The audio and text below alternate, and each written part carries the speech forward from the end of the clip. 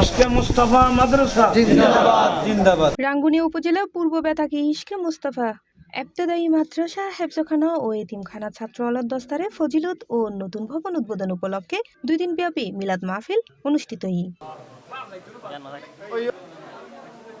উক্ত মাহফিল জানুয়ারির 1 তারিখ বৃহস্পতিবার দুইজা মাদ্রাসা মাঠত অনুষ্ঠিত হয়। প্রথম দিনে মিলাদ মাহফিল ও দ্বিতীয় দিনে মাদ্রাসা ভবনের আনুষ্ঠানিক উদ্বোধন করা হয়। সমাপনী দিনেও আয়োজিত অনুষ্ঠানে সভাপতিত্ব করে মাদ্রাসা পরিচালনা কমিটির সভাপতি সৈয়দ মোহাম্মদ আবুল মনসুর মেম্বার। উদ্বোধক আছেন মাদ্রাসার সাধারণ সম্পাদক মোহাম্মদ শওকত আলম মেম্বার। প্রধান অতিথি আছেন আঞ্জুমানের রজবিয়া নুরিয়া ট্রাস্ট বাংলাদেশের চেয়ারম্যান মোহাম্মদ আবুল কাশেম নুরি। যে ঐক্য এটা অনেক বড় নিয়ামত, মানে জাতিকে যেটাকে আকৃষ্ট করে।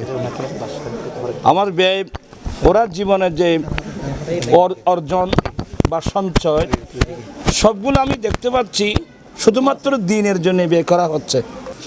অনেক কষ্ট করে পরিচালনা কমিটি আজই পর্যন্ত নিয়ে এসেছেন।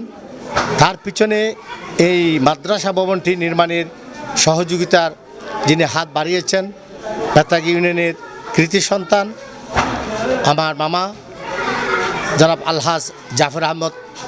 হেফজখানা এতিমখানা ও ইবতেদায়ী মাদ্রাসার নতুন ভবন উদ্বোধন হয়েছে।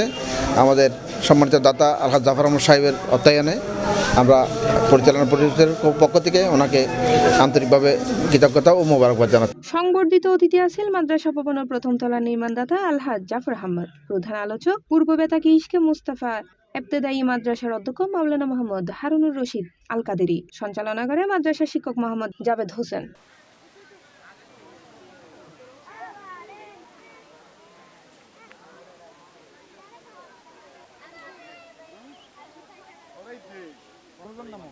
শুরুতে মাদ্রাসা শিক্ষার্থী আলোর মধ্যে নতুন বই বিতরণ করা হয় এবং বার্ষিক ক্রীড়ার পুরস্কার বিতরণ করা হয়। এ সময় মাদ্রাসা ভবন নির্মাণের দাতা জাফর আহমদ ও তার ভাই আলোরে পুষ্পমাল্য দিয়ে সংবর্ধিত করা হয়।